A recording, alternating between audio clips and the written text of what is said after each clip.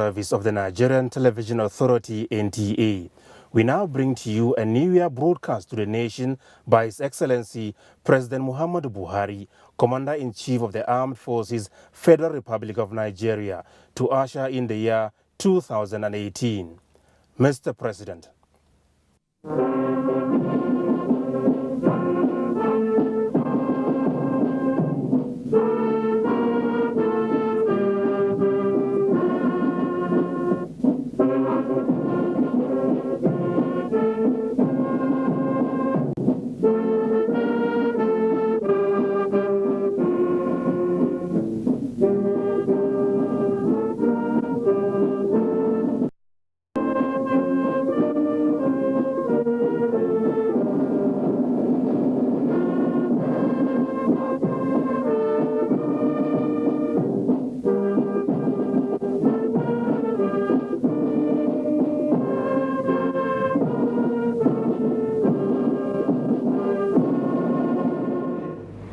I join my fellow citizens this morning to welcome and celebrate the new year 2018. This year promises to be far better in our quest for change. Unfortunately, I am saddened to acknowledge that for many, this Christmas and New Year holidays have been anything but merry and happy. Instead of showing love, companionship, and charity, some of our compatriots chose this period to inflict severe hardship on us all by creating unnecessary fuel scarcity across the country. The consequence was that not many could travel, and the few who did had to pay exorbitant transport fares. This is unacceptable, given that NNPC had taken measures to ensure availability at all depots. I am determined to get to the root of this collective blackmail of all Nigerians and ensure that whatever groups are behind this manipulated hardship will be prevented from doing so again. Such unpatriotism will not divert the administration from the course we have set ourselves. Our government's watchword and policy thrust is change. We must change our way of doing things or we'll stagnate and be left behind in the race to lift our people out of poverty and into prosperity. My address to fellow Nigerians this morning is devoted mainly to informing you about intense efforts this administration is putting to address our country's huge infrastructural deficit. We are going to make significant inroads in advancing road, rail, and power projects across the country. The Ministry of Power, Works and Housing is one of the drivers of this government's commitment to renew and increase Nigeria's stock of infrastructure in order to achieve global economic competitiveness as targeted under the Economic Recovery and Growth Plan. With regards to railways, we have set ourselves ambitious targets. Already in construction stage is the Lagos-Kano standard gauge railway. The line should reach Ibadan from Lagos by the end of this year and will carry 2 million passengers per year and 5 million tons of cargo will be transported every year, giving a substantial boost to the country's economy. Construction of the Kano to Kaduna segment is expected to commence this year and reach Kaduna by the end of 2019. By the end of 2021, the two ends will be joined so that we will have standard gauge railway across the main north-south trading route. The Abuja Kaduna route will be boosted by additional rolling stock next Thursday and will be able to handle 1 million commuters annually. At the same time, I have approved and negotiations will be concluded in the first part of this year for the Port Harcourt to Maiduguri line covering Aba, Owerri, Umuahia, Enugu, Oka, Abakaliki, Makadi, Lafia, Jos, Bauchi, Gombe, Yola, and Damaturu. The Abuja to Itape line will go through Barrow and terminate in Warri with construction of a new seaport at Warri. Negotiations are also advanced for the construction of other railway lines, firstly from Kano to Maradi in Niger Republic, passing through Kazaure, Daura, Katsina, Jibia to Maradi. Secondly, Lagos to Calabar, the coastal rail in quote, through Ore, Benin, Abo, Asaba, Onisha, Sapele, Ughelli, Warri, Yenagoa, Otoke, Port Harcourt, Aba, Uyo, and Calabar. In the next few years, all these Nigerian cities will be linked by functional modern rail systems, giving enormous boost to the social and economic life of our people. With respect to the Abuja Capital Light Rail, progress has reached 98% completion, as at 64% completion when we assumed office. Only test runs remain before start of operations. This train service will stimulate economic activities in the federal capital and provide residents with an efficient and safe transportation system. 12 railway substations around the capital over a 45.2 kilometer route will serve as a catalyst and a full factor to the economy of the area. The light rail system will reduce traffic congestion and carbon emission in line with the administration policy on climate change.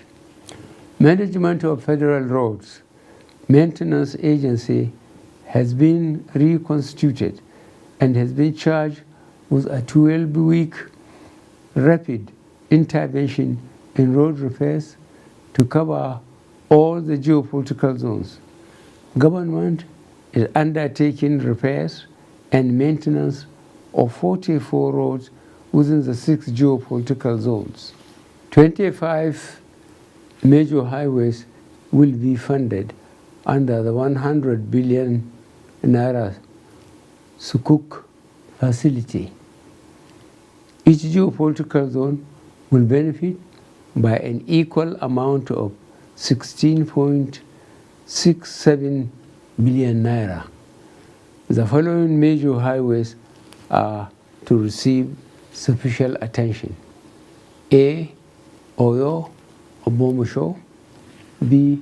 Ofusu, Ore, Aje Bandele, Shagamu.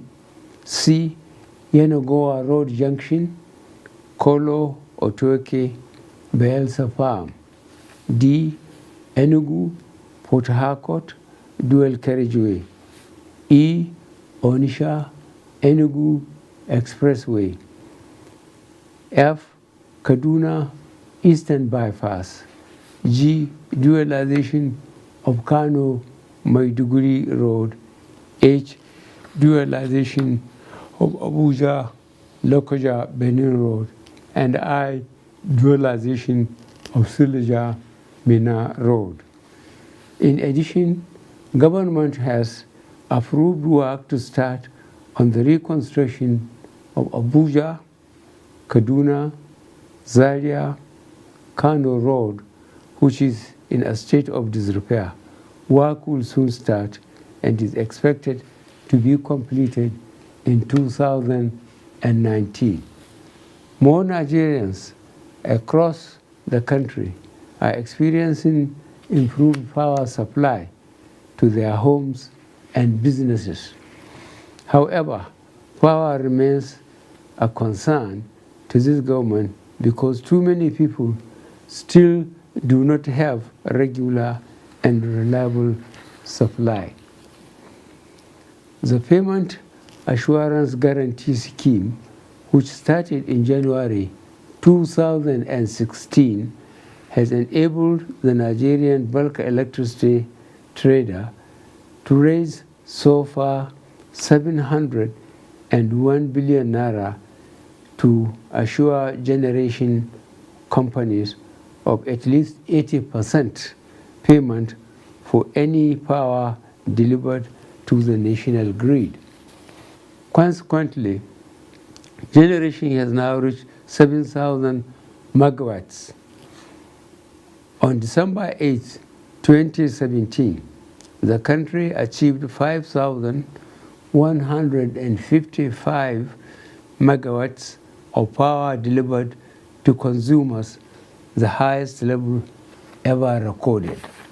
Several Meriband projects have been revived. Repairs of Afan Power Station added 110 megawatts in 2017, and another 240 megawatts will be added this year through a private investment partnership. Katsina Power Project is now being tested and producing 10 megawatts of power from wind for the first time in Nigeria.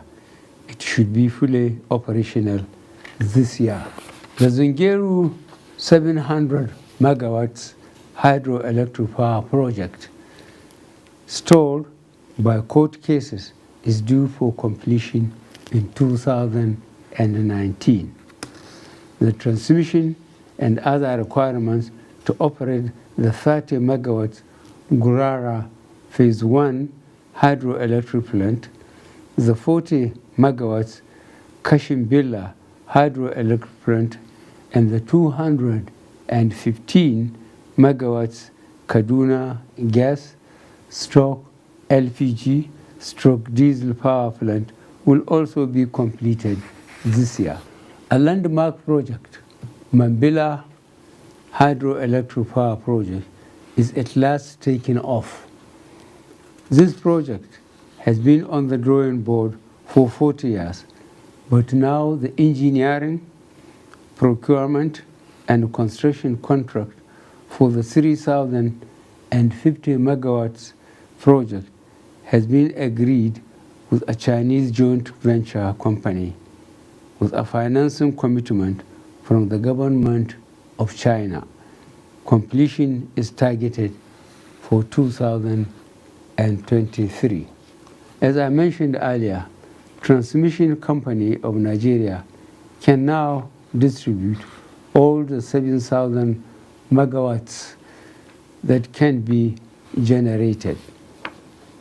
The Transmission Company of Nigeria and the Niger Delta Holding Company have added 1,950 NVA of 330 down to 132 kV transformer capacity of 10 transmission stations and 2,930 MVA of 132 down to 33 kV transformer capacity of 42 substations, including Ekwatupene, Aba, Alagbon, Aja, Ijigbo, Funtua, and Zaria. This administration is working with the privatized distribution companies to overcome the continuing challenges of distribution. These massive public works should spearhead the recovery and lead millions back to employment. You will recall that it was not until last year that we got out of the economic recession into which the country had fallen as a consequence of past unsustainable economic policies which projected short-term illusory growth. The government is slowly stabilizing the economy. It was in order to change the steady and steep decline that we adopted the more sustainable policies and programs captured in the economic recovery plan. Diversification efforts have resulted in improved output, particularly in agriculture and solid minerals sectors. The relative exchange rate stability has improved manufacturing sector performance. We have got to get used to discipline and direction in economic management. The days of business as usual are numbered. 2 years ago, I appealed to people to go back to the land. I am highly gratified that agriculture has picked up, contributing to the government's effort to restructure the economy. Rice imports will stop this year. Local rice, fresher and more nutritious, will be on our dishes from now on. By the same token, I am today appealing to enterprising Nigerians with ideas and unemployed graduates and other able-bodied and literate men and women with ideas, not to just sit and wait for employment from the government or the organized private sector. Great nations are built by enterprising people who turn their hands to anything that circumstances dictate. In respect of political developments, I have kept a close watch on the ongoing debate about restructuring in court. No human law or edifice is perfect. Whatever structure we develop must periodically be perfected according to changing circumstances and the country's socio-economic developments. We Nigerians can be very impatient and want to improve our conditions faster than may be possible, considering our resources and capabilities. When all the aggregates of nationwide opinions are considered, my firm view is that our problems are more to do with process than structure. We tried the parliamentary system. We jettisoned it. Now there are shrill cries for a return to the parliamentary structure. In older democracies, these systems took centuries to evolve, so we cannot expect a copied system to fit neatly our purposes. We must give a long period of trial and improvement before the system we have adopted is anywhere near fit for the purpose. However, there is a strong case for a closer look at the cost of government and for the public services long used to extravagance, waste, and corruption to change for the better. I assure you that government is ever receptive to ideas which will improve governance and contribute to the country's peace and stability. As the election season approaches, politicians must avoid exploiting ethnicity and religion by linking ethnicity with religion and religion with politics. Such must be avoided at all costs if we are to live in harmony. In this respect, the rest of Nigeria could learn from the southwestern states who have successfully internalized religion, ethnicity, and politics. Political discourse should be conducted with civility, decorum, and in a constitutional manner. We all have a collective responsibility to strengthen our democracy and entrench the rule of law. We should draw encouragement from the series of by-elections conducted by INEC last year, which were generally violence-free, and their outcomes adjudged to be free and fair.